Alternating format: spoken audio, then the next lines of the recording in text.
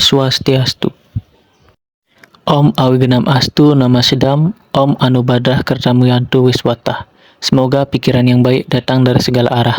Sebelumnya, perkenalkan nama saya Kadek Sudi Artama dengan akhiran NIM 26. Pada kesempatan ini, saya akan menyampaikan materi tentang ajaran suci Weda Semerti yang bersumber dari Anusasana Parwa dalam epos Mahabharata. Apa itu Weda Semerti? Semerti berarti yang diingat. Berbeda dengan Weda Sruti yang merupakan wahyu langsung dari Tuhan, Weda Semerti adalah kitab yang disusun oleh para resi berdasarkan ingatan mereka atas ajaran Weda. Kemudian ditulis sebagai pedoman praktis dalam kehidupan sehari-hari. Salah satu ajaran penting dalam Weda Semerti dapat kita temukan dalam Anusasana Parwa, kitab ke-13 dari epos Mahabharata. Anusasana berarti petunjuk atau ajaran.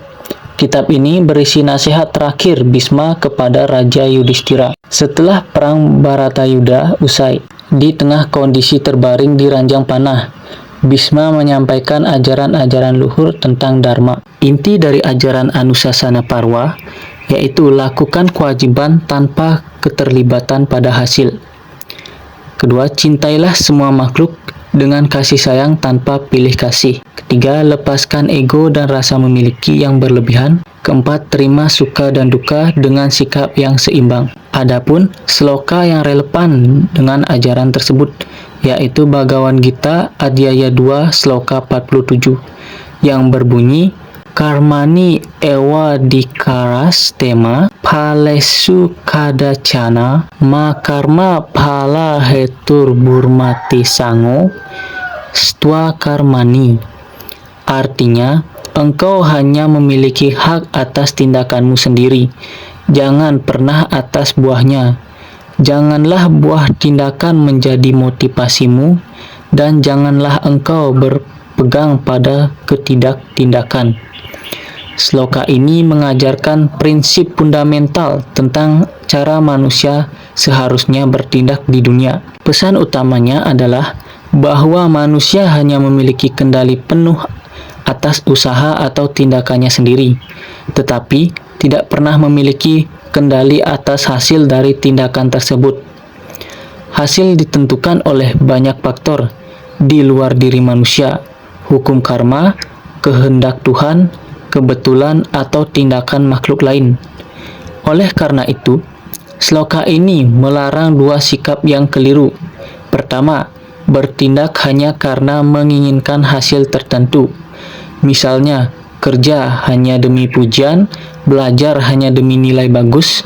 Sikap ini akan melahirkan kecemasan, kekecewaan, dan keserakahan. Kedua, tidak bertindak sama sekali karena takut gagal, malas, menunda, atau menghindari tanggung jawab. Sebagai gantinya, sloka ini mengajarkan karma yoga, yaitu melakukan setiap kewajiban dengan sebaik-baiknya, penuh dedikasi, tetapi melepaskan keterikatan emosional terhadap hasil akhir. Dengan cara ini, seseorang dapat hidup tanpa beban mental, tetap tenang baik saat berhasil maupun gagal. Kaitannya sloka tersebut dengan ajaran Anusasana Parwa. Dalam Anusasana Parwa, Bisma juga mengajarkan hal yang sama. Beliau berkata, lakukan apa yang menjadi tugasmu, lepaskan keinginan akan hasil, itulah jalan tertinggi. Jadi, dari ajaran tersebut, Bhagavad Gita Adhyaya 2 sloka 47 sangat relevan dalam dunia pendidikan kita saat ini. Kita hidup di zaman yang sangat berorientasi pada hasil, nilai, ranking, dan IPK, seolah menjadi satu-satunya ukuran keberhasilan seorang pelajar. Tekanan ini tidak jarang memunculkan kecemasan, stres, bahkan rasa putus asa ketika hasil tidak sesuai harapan. Sloka ini mengajarkan bahwa kewajiban seorang pelajar adalah belajar dengan sungguh-sungguh dan penuh keikhlasan, bukan semata-mata mengejar angka di atas kertas.